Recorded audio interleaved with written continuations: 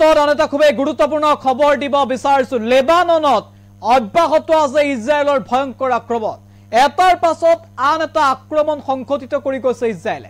Israel থমকি ৰোৱা নাই, ধাৰাবাহিকভাৱে আক্ৰমণ কৰি গৈছে লেবাননৰ ওপৰত।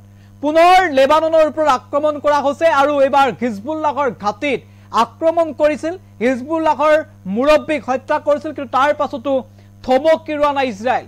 পুনৰ লেবাননৰ ইজৰাইলৰ ভয়ংকৰ আক্ৰমণ আৰু যি আক্ৰমণৰ পাছতেই শতাধিক লোকৰ মৃত্যু হোৱাৰ খবৰ আহিছে।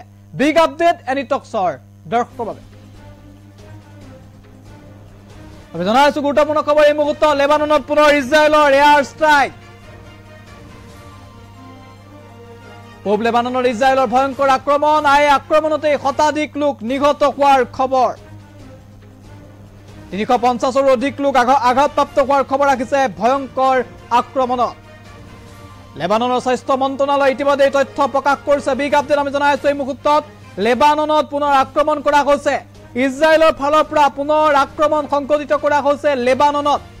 ইতিমধ্যে মাত্ৰ এটা দিন পূৰ্বে ভয়ংকৰ আক্ৰমণ কৰা হৈছিল লেবাননত। সেই আক্ৰমণত হিজবুল্লাহৰ মুৰব্বী নছৰুল্লাহৰ মৃত্যু হৈছিল। নছৰুল্লাহ আৰু নছৰুল্লাহৰ জীয়ৰীৰ মৃত্যু হৈছিল এই ভয়ংকৰ আক্ৰমণত।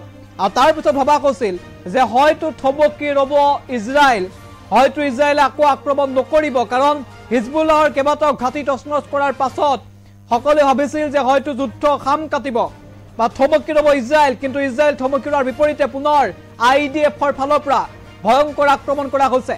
ইজৰাইল ডিফেন্স ফৰ্চে আৰম্ভ কৰিছে এয়াৰ ষ্ট্ৰাইক আৰু এয়াৰ ষ্ট্ৰাইকত শতাধিক লোকৰ মৃত্যু হোৱাৰ খবৰ আহিছে। ইতিমধ্যে কেইবাটাও প্ৰান্ত সম্পূৰ্ণৰূপে ধ্বংসস্তূপত পৰিণত হৈছে লেবাননৰ আৰু হিজবুল্লাহৰ ঘাটি তছনছ কৰিছে। আৰু এইবাৰ বহু লোকৰ মৃত্যু হোৱাৰ খবৰ আহিছে শেহতীয়া আক্ৰমণত। আৰু ইজৰাইলৰ ফালৰ পৰা সংঘটিত কৰা এই ভয়ংকৰ আক্ৰমণত কেইবা শতাধিক লোকৰ মৃত্যু হোৱাৰ তথ্য ইতিমধ্যে সদৰি কৰিছে বুলি জানিব পৰা গৈছে। নছৰুল্লাহক হত্যা কৰিও যেন থমকি ৰোৱা নাই ইজৰাইল। ধাৰাবাহিকভাৱে ইজৰাইলে আক্ৰমণ কৰি গৈছে আৰু এই ভয়ংকৰ আক্ৰমণত বহু লোকৰ মৃত্যু হোৱাৰ তথ্য শেহতীয়াকৈ পোহৰলৈ আহিছে।